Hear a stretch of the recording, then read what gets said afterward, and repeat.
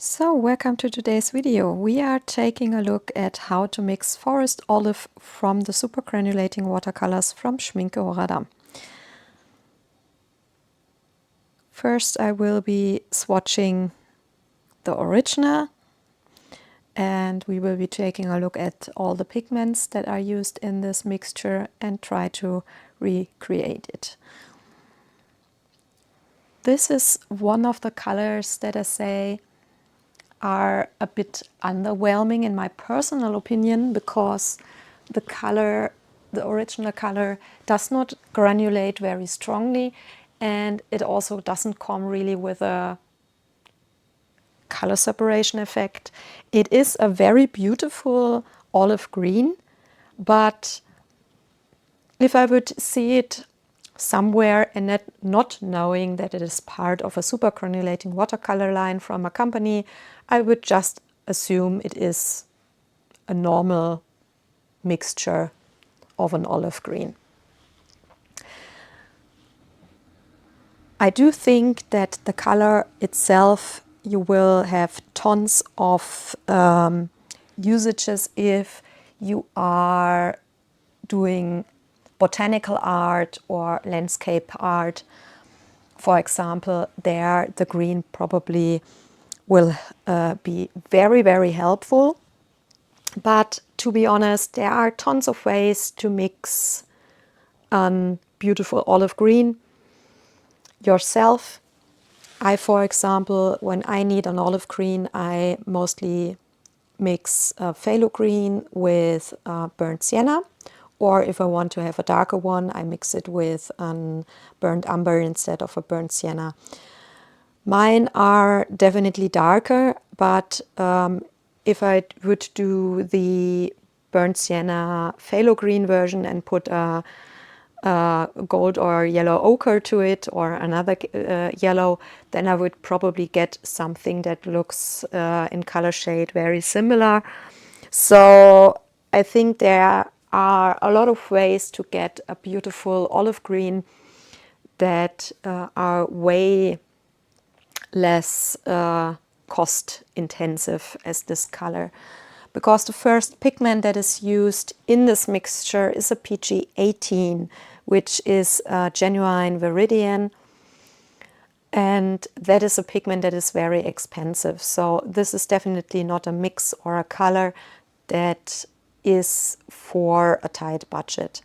You could try to exchange the PG18 with a very watered down phthalo green, as the colors are similar. The phthalo green is a lot stronger and darker in color and doesn't granulate, but as the end result of the color is not very strongly with the granulation, I don't think that would be that problematic. So that could be a more budget-friendly way to mix a very similar color.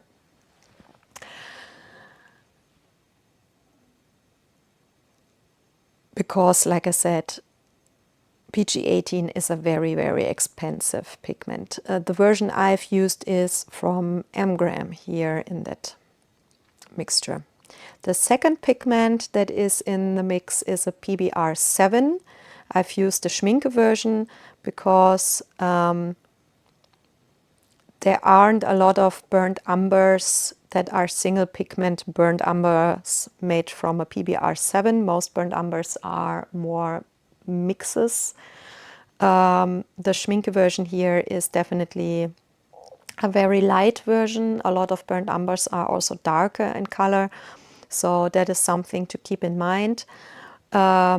Most PBR7 that you find, the single pigment PBR7s, are burnt siennas. Those are definitely a lot more reddish brown colors, so that is not a good replacement, because it will definitely look super differently from this one. That is also something to keep in mind. So you need a color that is more burnt umberish. Depending on what brand you are using, and if you're using a single pigment version or if you just have a mixture that you are using, the results definitely will be different. So that is something just to be aware of. The last pigment here used is a PY43, which is like the PBR7, part of the iron oxide pigment family. It's a natural yellow iron oxide. The PBR7 is a natural brown iron oxide. And I think here it is a lot easier to replace this one.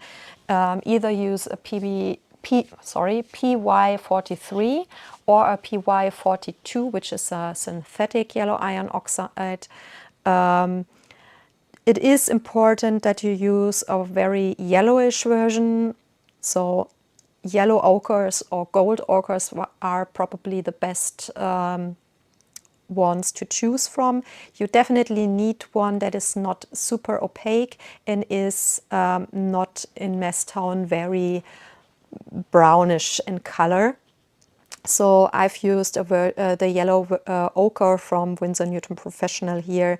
As you can see, it's a very beautiful gold yellowish ochre color.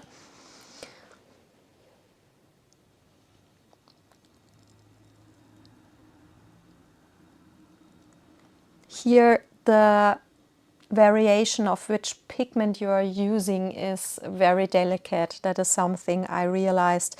The color itself, while wet, looks very similar to the original version, but after it is completely dried, you will see it in a minute, you see that mine is definitely darker and granulates more and has a little color separation effect at least going on, because I've used a little bit too much of the PG18. That is something I realized after. So you have to be careful here if you definitely want to recreate it completely identical to the original. You will have to use less PG18 here. It is a very delicate balance between all three pigments, and definitely not something I would say is beginner friendly. It is definitely more a mixture for a little bit advanced mixturous or mixing. Yeah, so it's not super easy to recreate. It's not super hard either, but definitely the balance between the three pigments is, there's a very fine line between too much and not enough and quite right. So you will probably have to, if you want to recreate it, you have to try a few times and add a little bit more of this color and a little bit more of that to balance it out to really get to the result. So for my one, I would need a little bit more of the yellow ochre and a little bit less of the PG18 so that I really get the completely right amount and get the exact result. But from color shades, they are both, I think, beautiful. The original is a very, very beautiful olive green. That's definitely a color where, when you are into botanicals or landscape art or do people with a lot of flowers and leaves, then that is for sure a color that can be very helpful. And as it is not super easy to recreate, it can be helpful to have as an original if it is a color that you say you really, really love and use a lot. But like I said, if it is just to have an olive green, there are tons of other brands offering cheaper olive greens. And also you can a lot easier and cheaper recreate olive greens yourself. So that is also something to keep in mind. Budget-wise, definitely I would not recommend buying it, and either recreate the mixture yourself or mix yourself cheaper and other variation of an olive green. As for my own mix, I would say as you could use both variations in combination as a lighter and a shadow version of the color. And as for the granulation effect, definitely I think my version is better, because at least here I do see the granulation a lot better, and I do at least have a little bit of color separation going on, as I have areas where the yellow brownish is coming more through and areas where the green is coming more through.